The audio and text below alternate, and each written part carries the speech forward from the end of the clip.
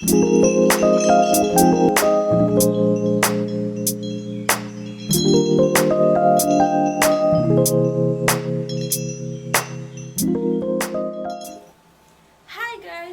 back to another video. So for today's vlog, I'm gonna share with you guys yung mga napamili naming items from Shopee, from Mandaue, and all for our home office. So this is kind of a mini haul, Shopee haul. Mostly kasi sa Shopee ko pinamili yung mga room decor and some of them are very affordable. I'm gonna share with you guys kung saan shops ko sila nabili. I'm gonna put the link in the description below kung saan shop sila nabibili. And yes, I'm gonna share with you guys, so keep on watching.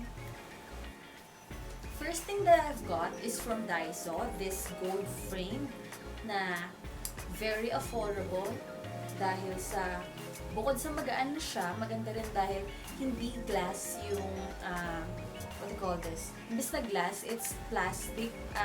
I think this is parang kind of acetate or what, something like that. It's very affordable. I got it for 88 pesos. And ayun, hindi ko pa napapalitan yung mismong nakalagay sa kanya, but definitely it's very affordable and very aesthetic. The other one, may frame din ako binili, color black. So, ito, napalitan ko na siya ng laman ng text. Ayan. Very sleek din yung design niya, minimalist. And yes, this is only for 88 pesos din. From Daiso. Next thing that I got from Daiso is this Vanity Mirror. Very sleek in design niya, very minimalist. They have other color, black. So I opt to buy this because it's the cheapest that I've got. Kasi may nakita ako from Daiso. Silver naman yung version. Usually silver yung version na nakita natin ng mga ganitong mirror. And sa SM din, meron din ako nakita. Pero ito yung cheapest na nakita ko from Daiso. It's 188. This Minimalist Clock from Handyman. It's very aesthetic din. Meron siyang extra stand dito. Ilalagay mo lang siya dito sa gitna para mag-stand siya. Pero ito, hindi ko na ginagamit yung stand. Nilalagay ko siya sa Pegboard. So, yon. I've got this for about 317 from Handyman. They have no other colors, pero gold lang yung kita ko dun sa southpark. Next is this another clock I got from Mandaue foam. It's very minimalist din yung design niya. Look, it's black and may konting curve lang yung gilid niya. Ayan.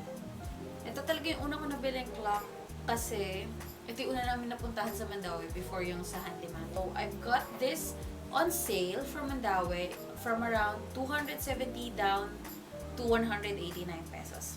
So, next thing that I've got is this organizer. Oh, yes, this 360 rotating organizer, as you can see. And umikot siya. And so pwede mong iba-ibahin yung level nung ano niya, dito, platform. Ayan, pwede rin siyang ganyan. So, yung mga, oh my god, yung matataas na bottles like lotions, powder, pwede mo siyang ilagay dito. And yan. So, ayun, yun yung mga nilalagay namin dito. May ibang color pa siya. I think they have white and black, but I opt to get the clear one. So, turn na siya dun sa mga nabili ko na acrylic type ng organizer. So, I got this for around 225. Nakita ko rin siya sa isang YouTuber na nag-recommend ng organizer. So, yun. Pinunta ko yung link na nilagay niya sa description. Next, yan. Very cute siya, diba? So, ayan. Nilagyan ko na siya ng watch kasi wala akong makitang ibang magandang watch organizer. So, ayan. Itong sa babang part, pwede rin siya lagayan ng mga jewelries, ng mga link down ko sa description yung pangalan ng shop kung saan ko ito nabili. And yung link ng shop. So, it's for 279. Kung di ako nagkakamali, it's 279 pesos. But, it's a good buy. Another acrylic Another acrylic organizer that I've got is from Mandaue Foam. Ayan na, nilagay ko na yung mga makeup ko dyan. So, meron lang siyang isang drawer. At, tatanggal din siya. Ayan. Ito yung lipstick organizer. Meron dito lipstick organizer, brush organizer. And the other side is, ayan, kung ano lang yung, nilagyan ko na siya ng concealer, ng powder. Ayan. So, I've got this from Mandaue. It's around 227 and it's on sale na. So, next thing that I've got from Shopee is this letter board. Felt, what do you call this? Felt letter board. Kasi merong iba, it's felt, guys. Look, ayan. It's felt. Can you felt? I felt it. So, it's felt made. Kasi may mga nakita ko na ganito na plastic. I saw one from SM. It's around $4.99. And it's plastic. Pero, okay lang din naman yung plastic. Pero, mas prefer ko tong felt kasi hindi siya basta, sabi nila, may mga nakita kong reviews, mas madali kasi daw masira or mag-crack yung plastic. So, I opt to buy the felt one and it's very affordable. I've got this for $369 plus the shipping fee. Oh no, I used voucher naman. So, ayun, gumamit lang ng voucher sa Shopee para, yes, voucher for Shopee Pay. If you use Shopee Pay, you can get a free shipping. Around maximum of 60 pesos ata yung maliless dun sa shipping fee. So, I think this is from a local brand. Next thing that I've got from Shopee is this cute plant. Fake plants lang siya. Fake cactus, fake aloe vera, chuchu. Very cute and very minimalist siya. Actually, mayroon akong live cactus dun sa table ko. Kaso, yung vase kasi nila is mabigat. So, hindi ko siya pwedeng mailagay dun sa pegboard ko. Kasi may tendency mahulog or bumigay yung pegboard kapag mabigat masyado yung nilagay ko. So, I opted to buy this cute, what do you call this? Succulent. What do you call this? Whatever. It's very nice and magaan lang din siya. I got this for 90 pesos. This is 80 and this is 90, if I'm not mistaken. They are from Bulacan. The shop is from Bulacan, pero they ship fast naman. So, and very accommodating din yung seller kasi ini-inform niya kapag wala yung available na gusto mong stock.